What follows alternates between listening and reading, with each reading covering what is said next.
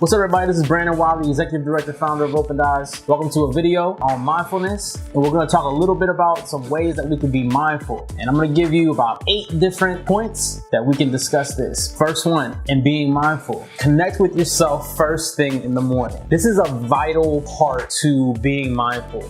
If we are not in tune with ourselves, we're gonna have a hard time with that mindfulness piece and that awareness. Some ways that you can connect with yourself in the morning: you could pray, you could meditate, and sometimes it's just taking a few minutes to do so before you start your day. Whether it's 5 minutes, 10 minutes, just sitting in silence and getting connected with yourself again. When we're on the go all the time throughout our day, it's really easy for us to kind of forget about our well-being, our mental health, and so it's always a good reminder to start the day off on a positive note where we are being in tune with ourselves and we are paying attention to our feelings and our thoughts, and we tell ourselves something positive, like we're gonna have a good day today, and no matter what happens, I'm gonna push through. So remember that first mindfulness hack. Our second mindfulness hack through OpenedEyes is developing a gratitude chart. Now, studies have shown all across that developing some type of gratitude chart, writing 2 to 3 things down every day in the morning to start off your day, can develop better mental capacity, better mental health, can reduce depression, can reduce anxiety. And it's again a way to just be grateful for the things that we tend to take for granted. And that could be anything from just appreciating the sun, appreciating the air that we breathe,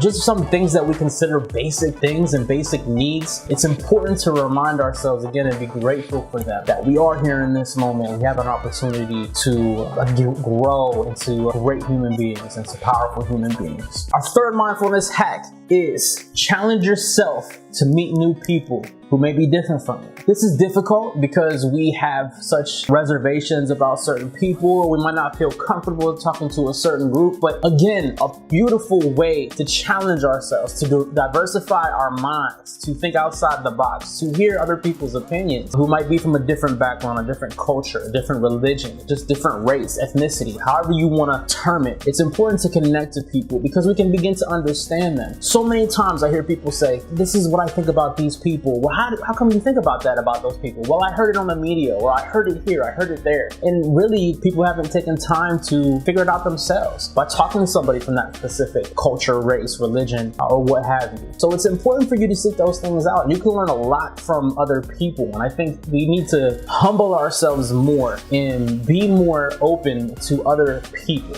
Our fourth mindfulness hack: keep a journal. This is a basic thing that we can do for ourselves to document and to write down how we feel or how our day is going, what happened today. And it could be positive or negative. Oftentimes it's good to write things down to reflect on that specific situation that occurred. It gives you time to understand what happened. It gives you time to evaluate how you reacted to that specific situation. Again, whether good or bad. This is a great way to continue to be mindful about certain situations. And we begin to learn things about ourselves in this process because we can check our temperament. We can check how we reacted to those situations. When we need some improvement, or if we reacted in a way that wasn't so positive, we can take the time to review that, to reflect on it, and think about alternative ways we could have acted. And again, it's a way to keep yourself in check. Our fifth mindfulness hack is go out with your friends and turn your phone off. Oftentimes I see people out with other people, and it's a group of friends, whether it's a coffee shop, a restaurant, sitting just in a circle chit-chatting. They're not really chit-chatting. They're on their phones, or they're taking another text message, or checking their social media. We get so caught up in the everyday life of social media that we begin to be immersed in it, and we forget about the people around us. I don't necessarily care about what the next celebrity gossip is, or who had a baby, or blah blah blah. Be in the moment with your friends.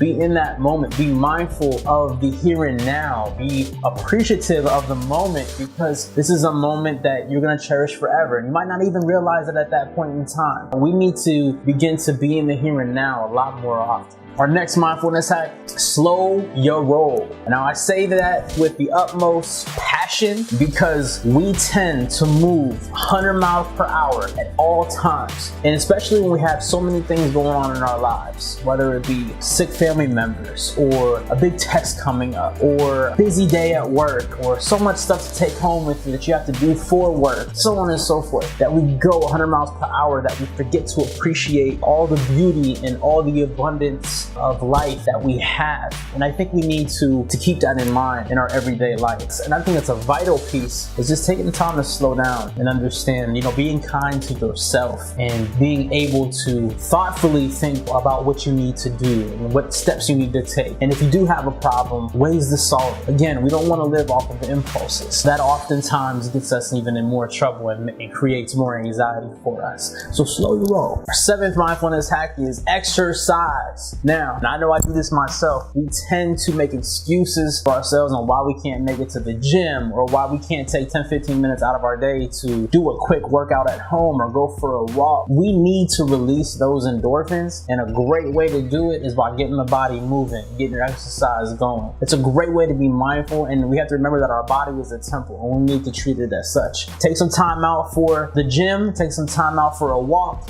You'll do yourself a big favor. And our eighth and final mindfulness piece is end your day with a positive thought. Now, again, we've talked about this before. We can get so caught up in the day, and whatever the day brings, we tend to hang on to. Specifically, I'm talking about negative things that happen to us. Regardless of what happens, always remember to end your day with a positive thought. Whether it be, you know what, I didn't have a great day today, but I still got through it. And tomorrow will be better. And I'm a better person because of what happened today. These are ways of reframing your thought process. These are ways of incorporating, turning something negative and making it something positive. Always end your day with a positive thought and treat yourself again as kindly as possible.